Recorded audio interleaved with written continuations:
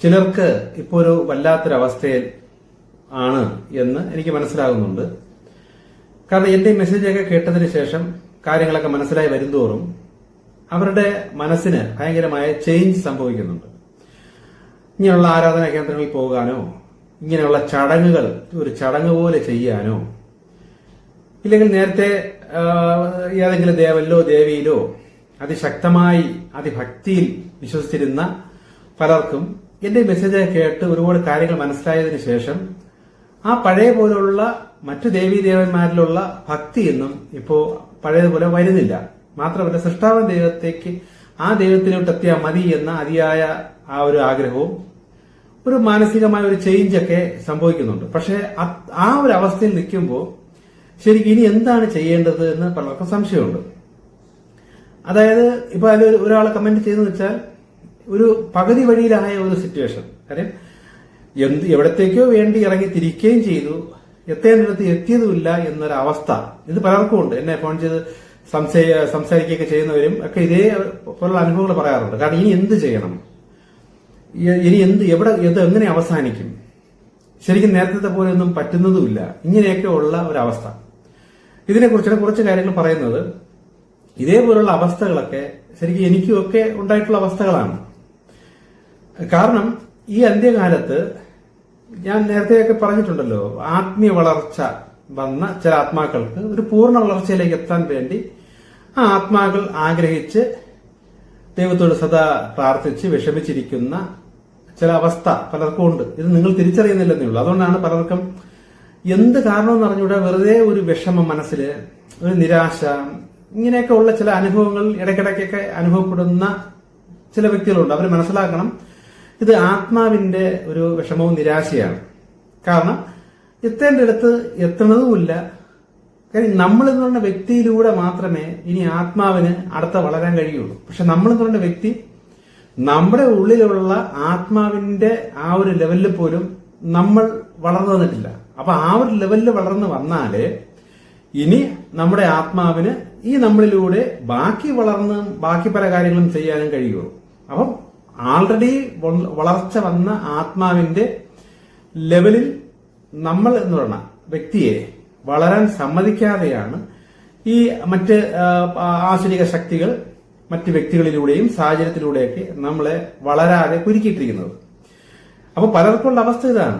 ആത്മാവ് ഇപ്പൊ ഉദാഹരണം പറഞ്ഞ 10ാം ക്ലാസ്സിൽ പഠിച്ച് പാസ്സായ ഒരു ആത്മാവ് ഇനി +1 +2ലേക്ക് പഠിക്കാനായി വന്നിരിക്കുന്നു, അല്ലെങ്കിൽ ഡിഗ്രിയിലോട്ടൊക്കെ പോകാനായി വന്നിരിക്കുന്ന ഒരു ആത്മാവ്. ഈ ആത്മാവ് ശരിക്കും ഭൂമിയിൽ വന്നു ബാക്കി പഠിക്കാനുള്ള ഒരു ത്വര, ആ ഒരു ആഗ്രഹത്തിൽ നിൽക്കുമ്പോൾ ഈ ആത്മാവിനെ വഹിച്ചുകൊണ്ടിരിക്കുന്ന ഭൗതിക മനസ്സാകുന്ന നമ്മൾ ഒരു 3ാം ക്ലാസ് 4ാം ക്ലാസ് ആ അറിവിലേ നിൽക്കുന്നുള്ളൂ. അതിനപ്പുറത്തോട്ട് നമ്മൾ അറിഞ്ഞ് വളരുന്നില്ല. പക്ഷെ അകത്തിരിക്കുന്ന ആത്മാവ് 10ാം ക്ലാസ് പാസ്സായ ആത്മാവാണ്. അപ്പൊ ഇനി പഠിക്കേണ്ടത് എന്താണ്? +1 +2. അപ്പം നമ്മൾ എന്ന് പറഞ്ഞ വ്യക്തി അകത്ത് ഈ 10ാം ക്ലാസ് വളർച്ചയുള്ള ആത്മാവിരുന്ന് വിഷമിക്കുകയാണ്. നമ്മളെന്ന് പറയുന്ന വ്യക്തി ഈ സത്യങ്ങളെല്ലാം തിരിച്ചറിഞ്ഞ് നമ്മുടെ ആത്മാവിന്റെ ലെവലിൽ ആ ഒരു 10ാം ക്ലാസ് ലെവലിൽ എത്തിയാലേ നമ്മൾ എന്ന് പറയുന്ന വ്യക്തിയിലൂടെ ആത്മാവിന് ബാക്കി +1 +2 ഡിഗ്രിയോ അതിലോട്ടൊക്കെ പോകാൻ പറ്റുള്ളൂ. അപ്പോൾ നമ്മളെന്ന് പറയുന്ന വ്യക്തി ഇപ്പോഴും നഴ്സറി ക്ലാസ്സിൽ ശിശുക്കളെ പോലെ കളിച്ച് നടക്കുകയാണ്. എങ്ങനെ കളിക്കുന്നു?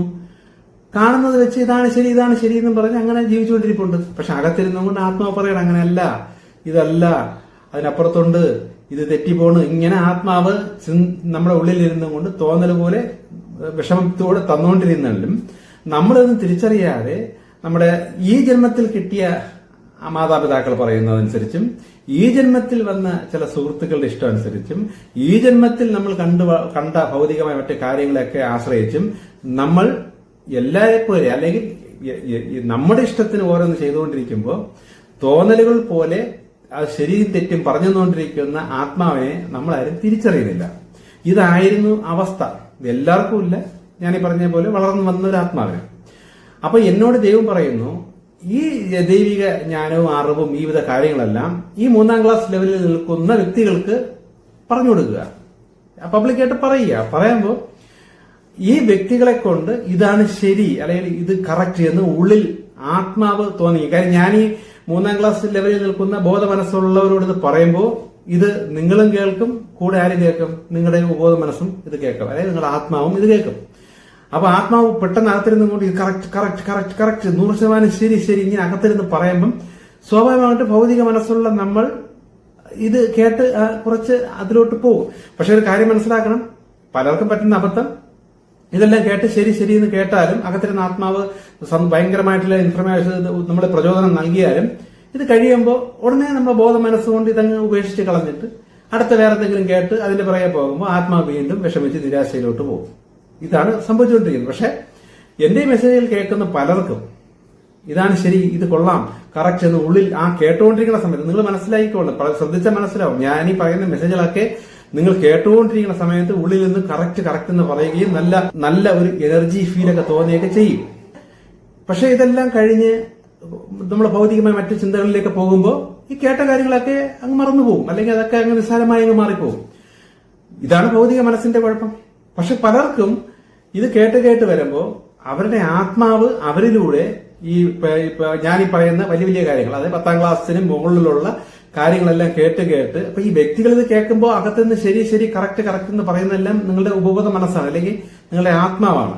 അപ്പൊ ആത്മാവ് ഒരുപാട് കാര്യങ്ങൾ കേൾക്കുകയും ഗ്രഹിക്കുകയൊക്കെ ചെയ്ത് നിങ്ങളുടെ ആത്മാവ് അകത്തിരുന്നുകൊണ്ട് നിങ്ങൾ പോലും അറിയാതെ വളർന്നു വരികയും, ഇങ്ങനെ വളർന്നു വരുമ്പോഴാണ് പൂർണ്ണമായ ആത്മാവിന് നിങ്ങളുടെ ഭൗതിക മനസ്സിനെ നിയന്ത്രിക്കാനുള്ള ബലം കിട്ടി. അപ്പൊ എന്റെ മെസ്സേജുകൾ ഇനി കേൾക്കും തോറും നിങ്ങളുടെ ആത്മാവ് ഇനിയും വളർന്നുകൊണ്ടിരിക്കുകയും ചെയ്യും. നിങ്ങളുടെ ഭൗതിക മനസ്സിനെ പൂർണ്ണമായി നിയന്ത്രിക്കാൻ കഴിവുള്ള അത്രയും ശക്തി, അത്രയും ബലം നിങ്ങളുടെ ആത്മാവിന് കിട്ടുകയും ചെയ്യുന്നുണ്ട്. പക്ഷെ ഇത്രയും നാൾ എന്തുകൊണ്ട് കിട്ടാത്തതെന്ന് പറഞ്ഞാൽ ഇത്രയും നാളും നിങ്ങളുടെ ആത്മാവിന് വേണ്ട ആഹാരം അല്ലെങ്കിൽ വേണ്ട അറിവുകളല്ല നിങ്ങൾ പല വ്യക്തികളിലൂടെയൊക്കെ കേട്ടുകൊണ്ടിരുന്നത്. പക്ഷെ നിങ്ങളുടെ ആത്മാവ് ഇതൊക്കെ കേട്ടിട്ടുണ്ടായിരുന്നപ്പോ മുൻ ജന്മങ്ങളിലെല്ലാം അതൊക്കെ കേട്ട് 10ാം ക്ലാസ് വരെ എത്തിയതാണ്. ഇപ്പൊ മറ്റു ഉദാഹരണം പറഞ്ഞാൽ 10ാം ക്ലാസ്സുള്ള നിങ്ങളുടെ ആത്മാവിനെ വെച്ചും കൊണ്ട് നിങ്ങൾ ഇത്രയും നാളും 4ാം ക്ലാസ് 5ാം ക്ലാസ് 6ാം ക്ലാസ്സിലെ കാര്യങ്ങളാണ് കേട്ടുകൊണ്ടിരിക്കുന്നത്. അപ്പൊ നിങ്ങളുടെ ആത്മാവിന് അത് ബോറടിയാണ്. കാര്യം ഇതൊക്കെ പഠിച്ച് വലിയ ലെവലിലെത്തിയ ആത്മാവാണ്. അപ്പൊ ഇനി ആത്മാവിന് ഇതിനപ്പുറത്തോട്ടുള്ള കാര്യങ്ങൾ, ഇതിന്റെ ആഴത്തിലുള്ള രഹസ്യങ്ങൾ, മർമ്മങ്ങൾ, ഇങ്ങനെ കുറെ കാര്യങ്ങൾ അറിയാനായിട്ട്, അതുകൊണ്ടാണ് നിങ്ങൾക്ക് ഇത് സംശയം പോലെ ഉള്ളിൽ പലതും കിട്ടിക്കൊണ്ടിരിക്കുന്നത്. അതെങ്ങനെ ശരിയാവും, ഇതെന്റെ പിന്നിലെ കാര്യമെന്ന്, ഇത് എന്തുകൊണ്ട് ഇത് ഇങ്ങനെയൊക്കെ പല സംശയങ്ങൾ വരുന്നതെല്ലാം നിങ്ങളുടെ ആത്മാവിന് അതിനപ്പുറത്തോടുള്ള കാര്യങ്ങൾ അറിയാനുള്ള സംശയങ്ങൾ നിങ്ങളിലൂടെ പുറമേ വരുന്നതാണ്. പക്ഷെ എന്റെ മെസ്സേജിലൂടെ ഞാൻ ദൈവത്തിന് ചോദിച്ചെടുത്ത ഈ പല കാര്യങ്ങളും നിങ്ങളുടെ ആത്മാവിന് അടുത്ത +2 ഡിഗ്രിയിലോട്ടൊക്കെ പോകേണ്ട അറിവുകളാണ് ഇപ്പൊ ഞാൻ പറഞ്ഞുകൊണ്ടിരിക്കുന്നത്. അപ്പൊ നിങ്ങളുടെ ആത്മാവാകത്തിരുന്നുകൊണ്ട് ഇത് കേട്ട് ഇത് ഭക്ഷിച്ച് വളർന്നപ്പോൾ എന്ത് സംഭവിച്ചു? നിങ്ങളുടെ ഭൗതിക മനസ്സിനെ ആത്മാവിനെ ഇപ്പൊ നിയന്ത്രിക്കാനുള്ള അത്രയും ശക്തി കിട്ടി. അപ്പൊ എന്റെ ആഹാരം കഴിച്ചപ്പോൾ നിങ്ങളുടെ ആത്മാവ് വളർന്നു. നിങ്ങൾ എന്ത് ചെയ്തു? ഇത് വെറുതെ ഇത് കേൾക്കാൻ ഇരുന്നു കൊടുത്തു. അകത്തിരുന്ന ആത്മാവ് ഇതെല്ലാം കേട്ടു. ഇതാണ് ശരി എന്നുള്ള തോന്നൽ തന്ന് വീണ്ടും കേൾപ്പിക്കുന്നു. നിങ്ങൾ വളരുന്നു. അപ്പൊ ആത്മാവ് വളരെയാണ്. ഇപ്പൊ നിങ്ങൾക്ക് എന്ത് പറ്റി? നിങ്ങളുടെ ഭൗതിക ശരിയിലോട്ടോ നിങ്ങൾ ഇത്ര നാൾ ചെയ്തിരുന്ന ശരിയിലോട്ടോ നിങ്ങൾക്ക് ഇനി പുറകോട്ട് പോകാൻ പറ്റണില്ല. കാരണം ആത്മാവ് നിങ്ങളുടെ മനസ്സിനെ പൂർണ്ണമായി നിയന്ത്രിച്ചുകൊണ്ടിരിക്കുകയാണ്. അപ്പം അതാണ് ഇപ്പോഴത്തെ നിങ്ങളുടെ ഈ അവസ്ഥ. ഈ അവസ്ഥ എന്താണെന്ന് ഞാൻ വിശദീകരിച്ച് പറഞ്ഞതാണ്. അപ്പൊ ഇനി ഈ അവസ്ഥയിൽ എന്ത് ചെയ്യാൻ എന്ന് വെച്ചാൽ വീണ്ടും ആത്മാവിന് വേണ്ട ആഹാരങ്ങൾ കേൾക്കുക, അത് കൊടുക്കുക, അതനുസരിച്ച് നിങ്ങളുടെ ജീവിതം ജീവിച്ചു കൊടുക്കുക. അപ്പൊ അങ്ങനെ വരുമ്പോ ആത്മാവ് വീണ്ടും പവർഫുൾ ആയിക്കൊണ്ടിരിക്കും.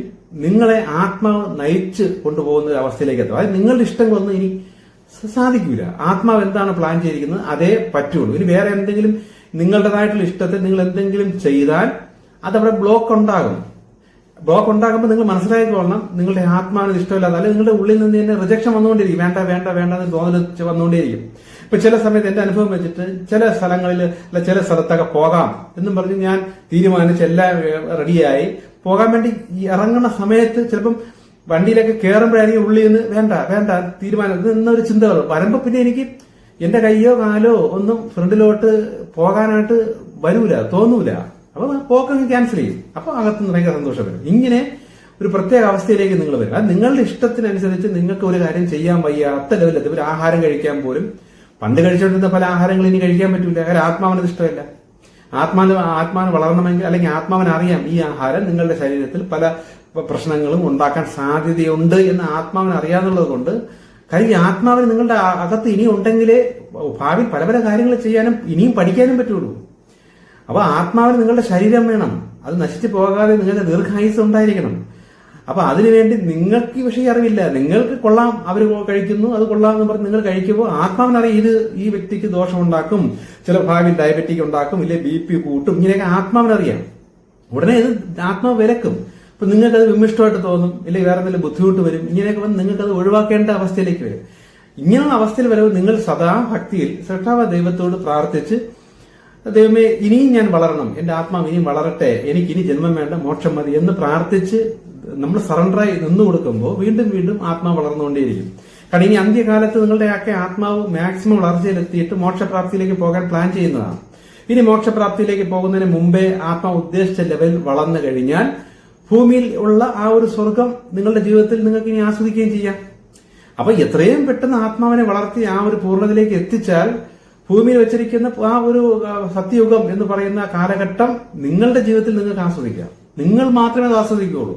നിങ്ങൾ സത്യയുഗം നിങ്ങൾ ആസ്വദിക്കുമ്പോൾ നിങ്ങളുടെ വീട്ടിലുള്ള സഹോദരങ്ങൾ പോലും അത് ആസ്വദിക്കില്ല. അത് നിങ്ങൾ ആസ്വദിക്കും. എങ്ങനെ? നേരത്തെ ഞാൻ പറഞ്ഞതുപോലെ ഒരു നിമിത്തം പോലെ നമ്മുടെ ആത്മാവ് നയിച്ചുകൊണ്ട് പോകുന്ന ഒരു അനുഭവത്തിലോട്ട് വരും. നമുക്ക് പ്രശ്നങ്ങളൊന്നും വരൂല, നമുക്ക് ദോഷം വരൂല. അപ്പൊ ഇങ്ങനെയുള്ള ഒരു അവസ്ഥയിലേക്ക് നിങ്ങൾക്ക് വേണ്ട സംരക്ഷണവും സുരക്ഷയും നൽകി കൊണ്ടുപോകുന്ന ഒരു അനുഭവം, ഇതൊരു അനുഭവമാണ്. നിങ്ങൾ കൂടുതൽ വളർന്നു കഴിയുമ്പോഴേ നിങ്ങൾക്ക് അത് മനസ്സിലാവുള്ളൂ. നിങ്ങളുടെ എതിരെ നിൽക്കുന്ന ശത്രുവായിട്ട് നിൽക്കുന്നവരുടെ ഒന്നുകിൽ അവർക്ക് നിങ്ങളുടെ അടുത്തോട്ട് വരാൻ കഴിയാതെ സിറ്റുവേഷനിലൂടെ മാറിപ്പോവുകയോ, ഇല്ലെങ്കിൽ അവർ നിങ്ങളുടെ അടുത്ത് വരുമ്പോൾ അവരുടെ ക്യാരക്ടർ ചേഞ്ച് ആയി വരികയോ, ഇങ്ങനെ പല രീതിയിലും നമുക്ക് ഒരു ബുദ്ധിമുട്ട് വരാത്ത ലെവലിൽ എന്തൊക്കെയോ നിമിത്തങ്ങളിലൂടെ നമുക്ക് ഗുണകരമായ രീതിയിൽ നമ്മളെ നയിച്ചുകൊണ്ട് പോകുന്ന ഒരു അവസ്ഥയിലേക്ക് എത്തും. ഇത് നിങ്ങളായിട്ട് പ്രത്യേകിച്ച് ഇനി ഒന്നും ചെയ്യണ്ട. മാക്സിമം ഇങ്ങനെയുള്ള അറിവ് മെസ്സേജുകൾ കേൾക്കുക, അതനുസരിച്ച് ജീവിതം മാറാൻ ശ്രമിക്കുക, ദൈവത്തോട് സദാ പ്രാർത്ഥിക്കുക. ഇനിയും വളരട്ടെ, ഇനിയും എന്റെ ആത്മാവ് വളരട്ടെ എന്ന് പ്രാർത്ഥിച്ചുകൊണ്ടിരുന്നാൽ മതി. എന്റെ ആത്മാവിന്റെ ഇഷ്ടം മതി, എനിക്ക് ജീവിതത്തിലേക്ക് അത് മതി എന്ന് നിങ്ങൾ സദാ പ്രാർത്ഥിച്ചുകൊണ്ടിരിക്കുക. അപ്പൊ കൂടുതൽ കൂടുതൽ നിങ്ങൾ ആത്മാ പവർഫുൾ ആകുകയും നിങ്ങളെ പൂർണ്ണമായി നിയന്ത്രിക്കുകയും ചെയ്യും. ഭൗതികമായ രീതിയിൽ നിങ്ങൾ പ്ലാൻ ചെയ്യുന്ന പല കാര്യങ്ങൾക്ക് തടസ്സം വരികയോ, ആഗ്രഹങ്ങൾ വേണ്ട അല്ലെങ്കിൽ ആ ഒരു അറ്റാച്ച്മെന്റിൽ നിന്നെല്ലാം കട്ടായി വീട്ടുകാരുടെ അടുത്തൊക്കെ തന്നെ ഡിറ്റാച്ചഡ് ആയിട്ടൊക്കെ ഉള്ള മനസ്സ് തന്നെയായി വരുമ്പോൾ അതനുസരിച്ച് അങ്ങ് നിന്നു കൊടുക്കുക. അയ്യോ എന്തുകൊണ്ട് എനിക്കിങ്ങനെ മാറ്റം, അയ്യോ ഈ പണ്ടത്തെ പോലെ അല്ലല്ലോ എന്നൊക്കെ വിചാരിച്ച് വിഷമിക്കേണ്ട ആവശ്യമൊന്നുമില്ല. മാറിയിരിക്കും, മാറും. ഇങ്ങനെ മാറാൻ വേണ്ടിയിട്ടാണ് എന്നിലൂടെ ദൈവം ഈ മെസ്സേജുകളൊക്കെ ഇങ്ങനെ കൊടുക്കാൻ പറയുന്നത്.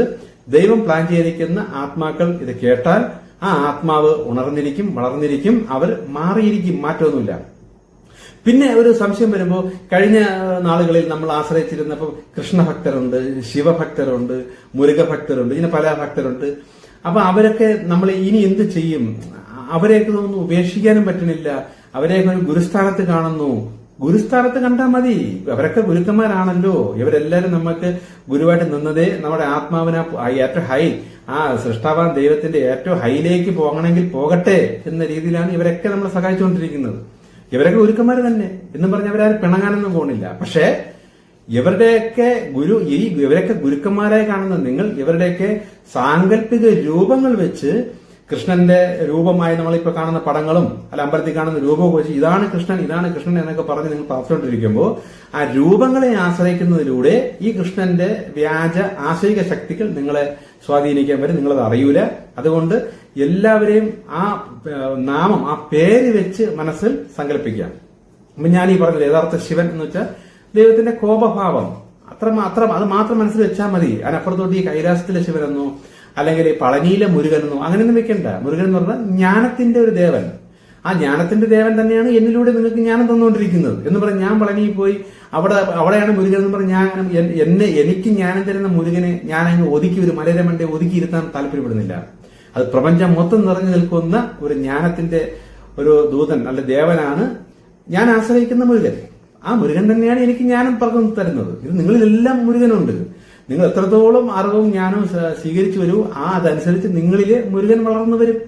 അപ്പൊ മനസ്സിൽ ആ മുരുകൻ ഒരു സങ്കല്പം വെച്ചിട്ട് ഒരു രൂപവും ഇല്ലാതെ ഒരു നന്ദി എന്ന് പറയുക. ഇപ്പൊ ഉദാഹരണം പറഞ്ഞാൽ, ഇപ്പൊ ഒരു ഒളിമ്പിക്സില് അല്ലെങ്കിൽ ഏതെങ്കിലും ഒരു സിനിമാ നടനോ ഒക്കെ ഇന്ത്യയിലെ നമ്പർ 1 ഒരു അവാർഡ് കിട്ടിയെന്ന് വെച്ചോ. അപ്പൊ ആ പുള്ളിക്ക് ഈ അവാർഡ് ദാന ചടങ്ങില് പുള്ളിയെ സ്കൂളിൽ പഠിപ്പിച്ച സാറന്മാര് അത് കാണാൻ വന്നിട്ടുണ്ട്. പുള്ളിയുടെ ബന്ധുക്കൾ ഇഷ്ടം പോലെ വന്നിട്ടുണ്ട്. പുള്ളിയുടെ പല ഗുരുക്കന്മാരുണ്ട്.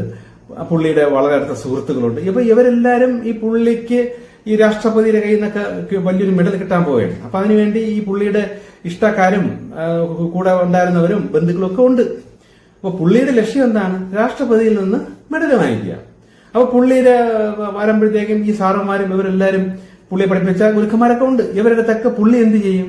പുച്ഛിക്കൊന്നുമില്ല. കാര്യം ഇവരൊക്കെ പഠിപ്പിച്ച് വലുതായത് കൊണ്ടാണ് പുള്ളി ഇപ്പോ നമ്പർ 1 ലെവലിലേക്ക് യോഗ്യനായി മാറിയത്. പക്ഷെ അതിന്റെ വളർച്ചയുടെ പിന്നിൽ ഇവരെല്ലാരും ഉണ്ട് എന്നും പറഞ്ഞ് ഇവരെല്ലാരെയും പുള്ളി ഉപേക്ഷിക്കുന്നില്ലല്ലോ. കാണുമ്പോ ഓരോരുത്തരെ കാണുമ്പോ LKG പഠിച്ച സാറിനെ കണ്ടാൽ തന്നെ ഒരു ചിരിയൊക്കെ തിരിച്ച് കൈ കൊടുക്കും. ഓക്കെ, 1ാം ക്ലാസ്സിലെ സാറിനെ കണ്ടാലും ഒരു നമസ്കരിക്കും. 10ാം ക്ലാസ്സിലെ സാറിനെ കണ്ടാലും ഒന്ന് ചിരിക്കും.